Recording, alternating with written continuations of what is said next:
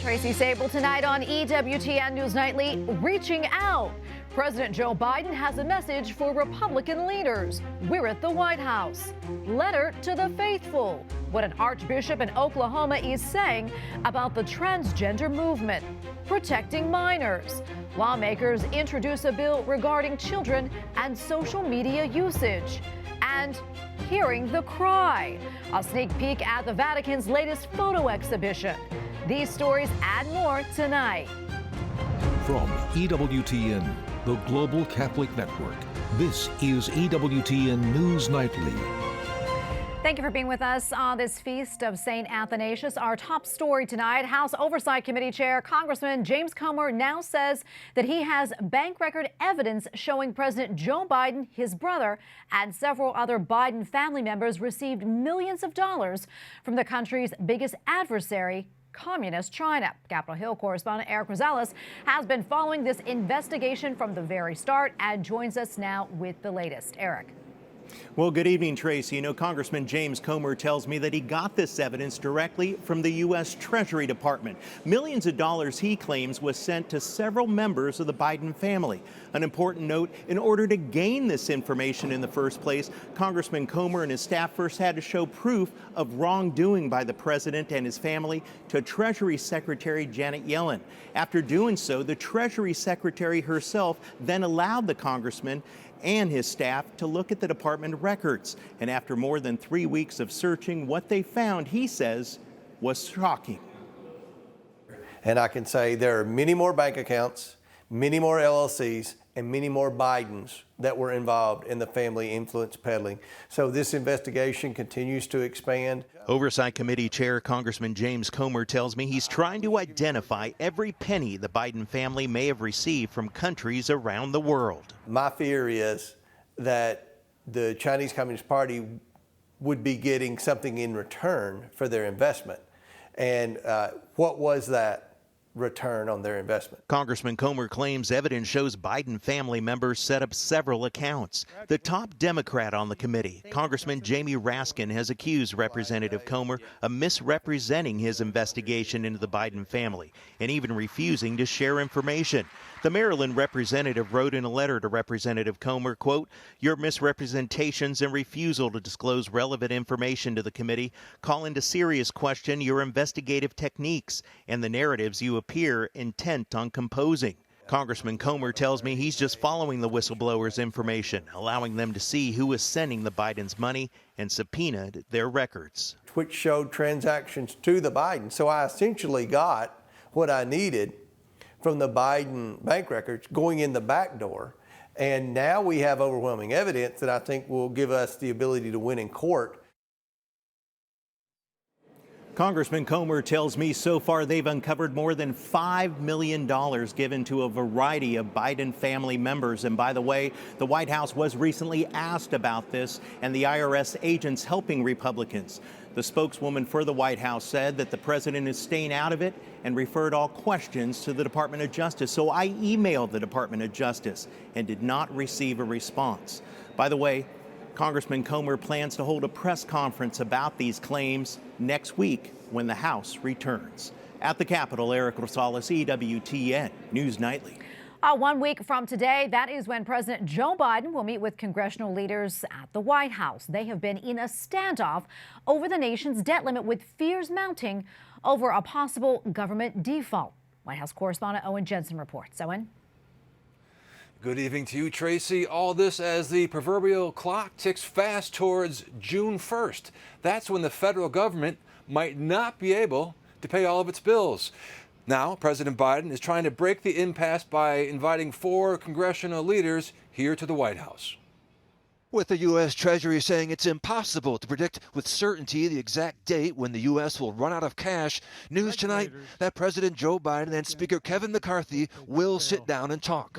That's why the president called each of the 4 leaders yesterday and asked that they come to the White House on May 9th to discuss the urgency and importance of avoiding default. President Biden calling for a clean increase to the $31.4 trillion cap. No conditions. But Speaker McCarthy and GOP lawmakers are demanding spending cuts.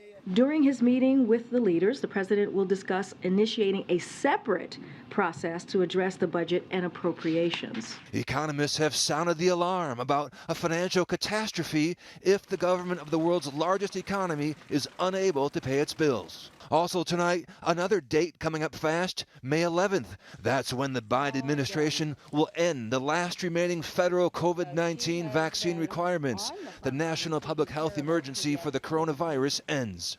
And the Biden administration wants 1,500 troops for the U.S.-Mexico border. This amid an expected migrant surge following the end of pandemic-era restrictions. The troops would only focus on administrative tasks. In terms of the specific units, these forces will come from the Army and the U.S. Marine Corps. The Texas border cities of El Paso, Laredo, and Brownsville have declared local states of emergency in recent days to prepare for the anticipated influx. Hundreds of migrants are already camping on El Paso city streets. And more on those troops at the border. Military personnel will do things like data entry and warehouse support. They will not be involved in law enforcement work, and they'll be sent down to the border for roughly 3 months or 90 days or so. At the White House, Owen Jensen, EWTN News Nightly. Well, as we reported yesterday, First Republic Bank became the third mid-sized bank in the U.S. to fail in less than 2 months. First Republic Bank is now the second largest bank failure in U.S. history after selling all of its deposits and assets to J.P. Morgan Chase. This comes in a time of turmoil for the economy after the failures of Silicon Valley Bank and Signature Bank back in March. We go now to Tony Monopoly, President and Chief Investment Officer for the Knights of Columbus Asset Advisors. Tony, great to be with you today. We have a lot to unpack here. But first, as you know, yesterday, banking giant J.P. Morgan Chase bought the deposits and most of the assets of San Francisco-based First Republic Bank. Can you break this down for us? What was behind it, and why did this happen? Sure. Well, the situation really grew because First Republic was seeing a run on their deposits. And when they reported their first quarter deposit, the change, it was fairly significant and the stock came under a lot of pressure. And the FDIC did not want this bank to go under. So they engineered a marriage, if you will, between JP Morgan and between First Republic. Now, this is a little different from the playbook that I would say that used to exist. So, for example, then FDIC Chair Sheila Bair back in 2008, when Wachovia, if you remember, Wachovia wasn't doing well, she engineered a marriage between Wachovia and Wells Fargo.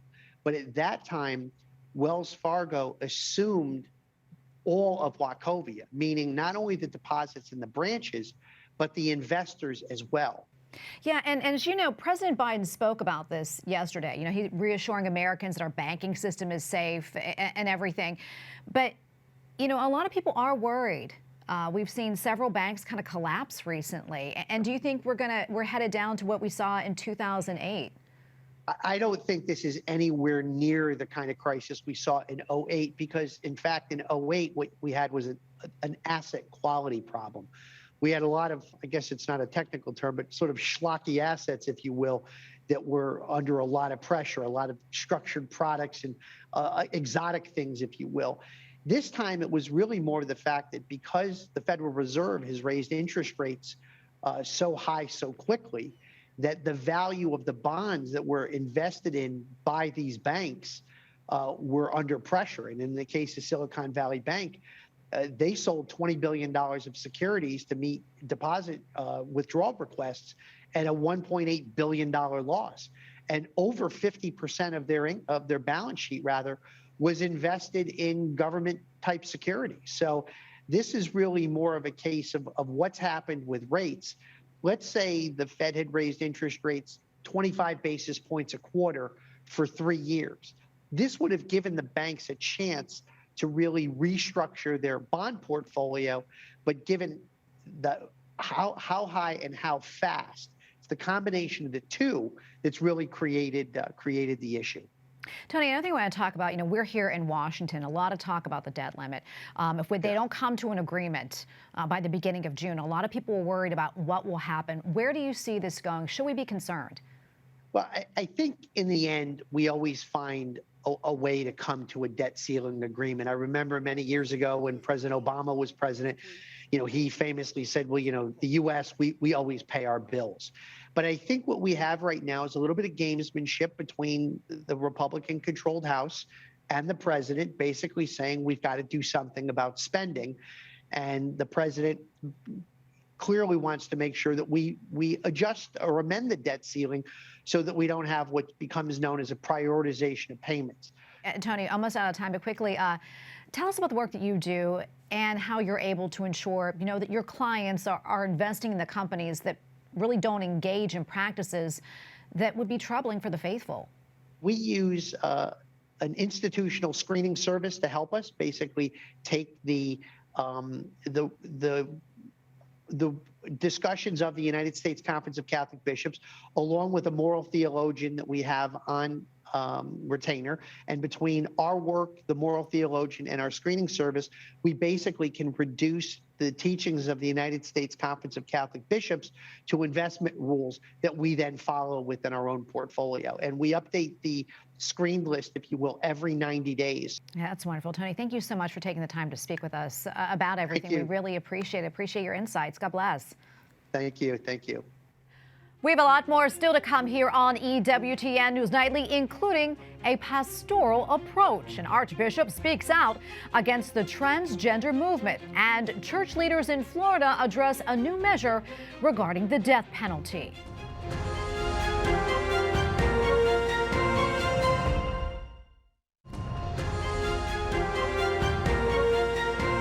The head of the Archdiocese of Oklahoma City is speaking out against the transgender movement, saying that we must remain faithful to Catholic Church teaching.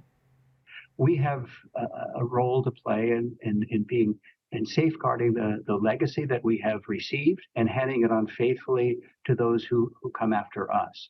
So we cannot depart from settled teaching.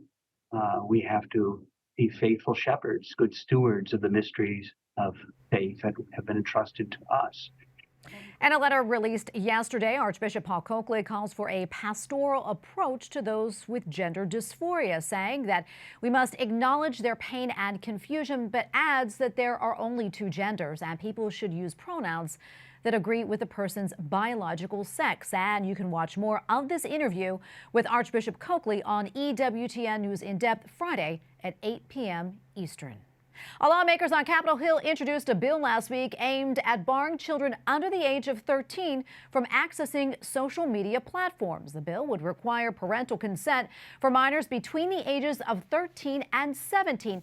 It is the first major bipartisan effort in Congress to restrict platforms for children. The move comes as lawmakers push for safer online networks. And joining me now is Claire Morrell, Senior Policy Analyst at the Ethics and Public Policy Center. Claire, great to be with you today. First off, what more can you tell us about this bipartisan legislation, why it's important, also what it seeks to do?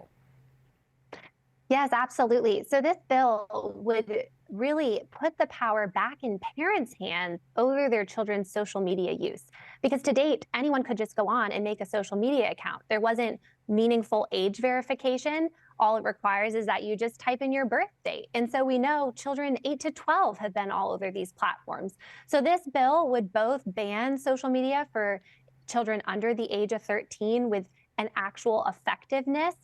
So the current federal law, the Children Online Privacy Protection Act, has said companies can't collect data on children under the age of 13 without parental consent and set the de facto age for social media to 13 without any real enforcement. And so we know kids under that age are on the platform. So the bill first seeks to actually meaningfully enforce that age, and then on top of that, require parental consent for any child under the age of 18 to get on social media, really restoring parental authority and power over their children creating a social media account, as well as banning algorithms. I think this is a really key piece.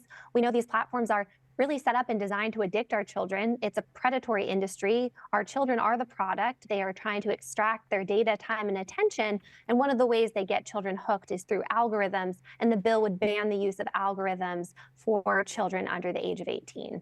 Yeah, and I'm glad you brought up that things about social media under age of 13, because I know Instagram already requires that, the children have to be 13 before they can create an account. And if you have children, especially teenagers like I do, you know how tech savvy they are and crafty, and they always seem to find a way to find a workaround.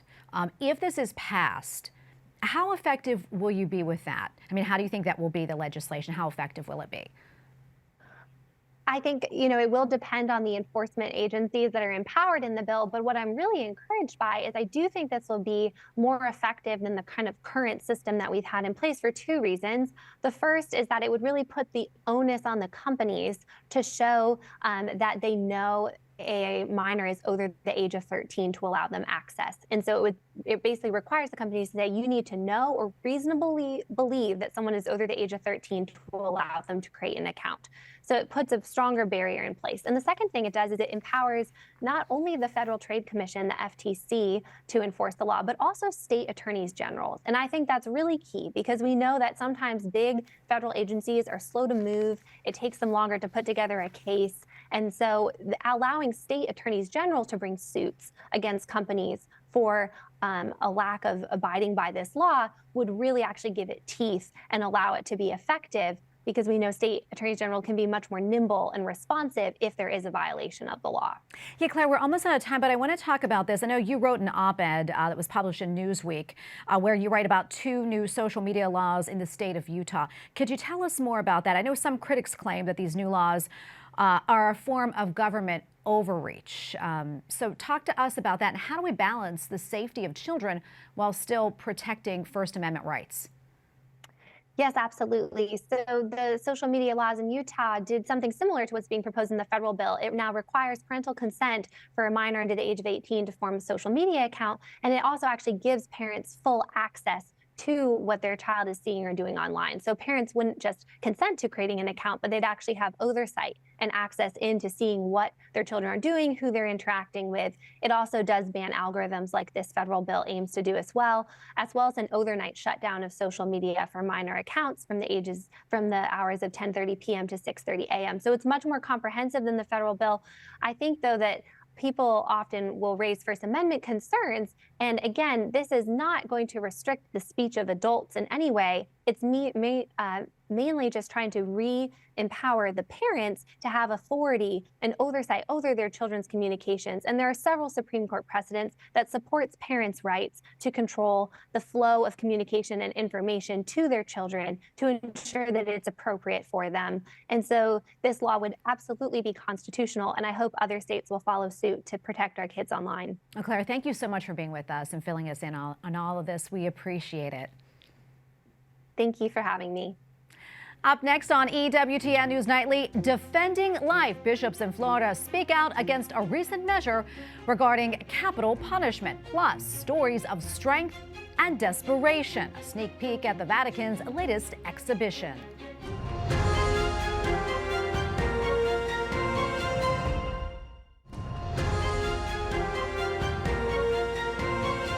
Our church leaders in Florida are speaking out against a new measure regarding the death penalty.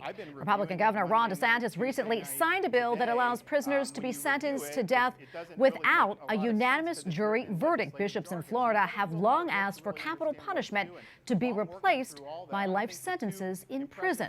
The Catechism of the Catholic Church describes the death penalty as, quote, inadmissible and an attack on the dignity of the human person. We go now to Michael Sheedy, Executive Director for the Florida Conference of Catholic Bishops. Michael, great to be with you today. So tell us more about this new measure on the death penalty, and exactly what are the conditions for a jury ruling not to be considered unanimous and still lead to the death penalty? You bet. Well, thanks for having me, and thanks for your interest in this story. Here in Florida now, we've become an outlier among states, which as a country, we're also an outlier to begin with. Unfortunately, we no longer will require that a unanimous jury recommend a sentence for death here in Florida. Now, a person can be sentenced to death on the basis of an 8-4 recommendation. It can be 9-3, 10-2. However, only 8 jurors are required. And we're concerned that, if we're going to have a death penalty, we should adhere to the strictest standards to ensure the engagement of every juror here in Florida. Yeah, I'm curious, has Governor DeSantis or any lawmakers addressed the bishop's concerns in any way? Well, we've certainly been involved in the legislative process. We've lobbied them. We've had some support for our position. However, as mentioned already, that bill was passed by our legislature and it has been signed into law. Yeah, and I know some opponents have doubted the constitutionality of this change. That said, do you think we're going to see any legal challenges to this new law? And is there anything that the faithful can do? Well, I do believe that we will see legal challenges. I think attorneys for those who are condemned will certainly exercise their right to appeal. Hopefully that will result in an overturning of this law.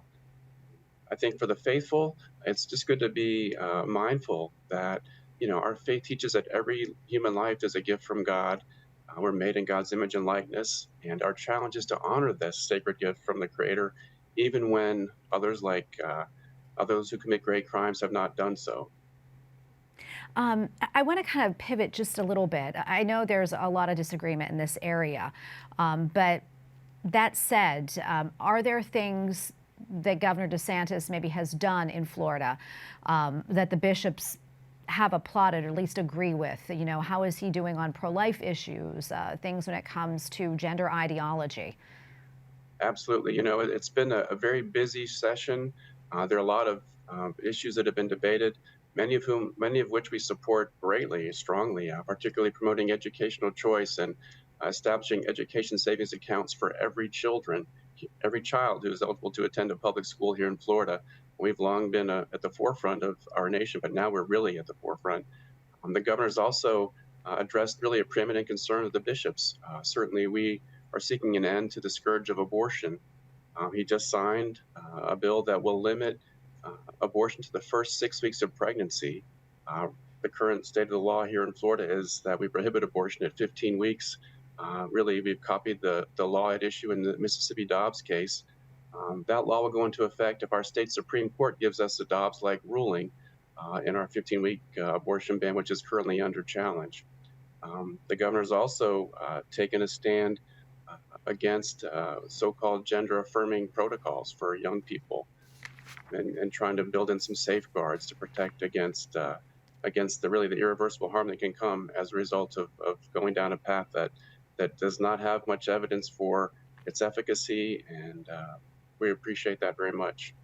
Well, Michael, thank you for coming on today. We really appreciate it and giving us your insights. Thank you again. My pleasure. Thank you. Well, a new exhibition at the Vatican examines the ways the church could improve the lives of women. Women's Cry is 26 photos taken from around the world. Organizers say the images tell stories of strength, desperation, and profound hope. Women's Cry is on display at St. Peter's Square during the month of May. Joining us now from Rome is Leah Beltrami, creator and curator of the photographic exhibition Women's Cry. Leah, wonderful to be with you today. Can you tell us more about this exhibition and the main purpose of it? So Women's Cry, it's a photographic exhibition with 26 photographs and 26 sentences of Pope Francis' encyclical Fratelli Tutti. And we want to give voice to the invisible women, to those women around the peripheries of the world that have no voice. But Mariana and I, that she's the curator together with me, Mariana Beltrami, we tried to interpret the idea of Maria Lia Zervino and the Women's Observatory and try to transform it into an art exhibition, because art is a place where people in conflict, they can find in harmony. So that's why we started with the Women's Cry exhibition. Leah, how did the Holy Father's encyclical, All Brothers, inspire this exhibition? In the words of the Pope, there is so much about women. And talking about women is not just talking about women, but it's talking about humanity. And because it's in an encyclical talking about humanity, we found so many sentences that fit so well with the photographs. So it was really easy to be inspired. And another thing, when we went around in the world, because we are trying also to show the work of the sisters and the nuns for the weak women, it was we could also discuss about the encyclical, and we could also transfer to people that maybe didn't read its main contents. And as we know, Women's Cry is part of the international social campaign Emotions to Generate Change. And in the coming months, it can be seen in other cities, including New York. Can you tell us about that and why it's so important to share it? So Women's Cry is part of the biggest project, Emotions to Generate Change, which it's a space, non-space, where we have art, events that create emotions in order to make a change inside ourselves and to make a social change. So in partnership with Handshake, we will bring the exhibition to New York during United Nations General Assembly in September, and then along the year for the Women's Day in other places. So we will travel for 1 year together to present this work full of humanity to the humanity. Leah, thank you so much for speaking with us and for all you do. We appreciate it. God bless you. And we thank you for watching tonight. Remember, you can follow us on social media, Facebook, Twitter, and Instagram at EWTN News Nightly. I'm Tracy Sable. Good night and God bless.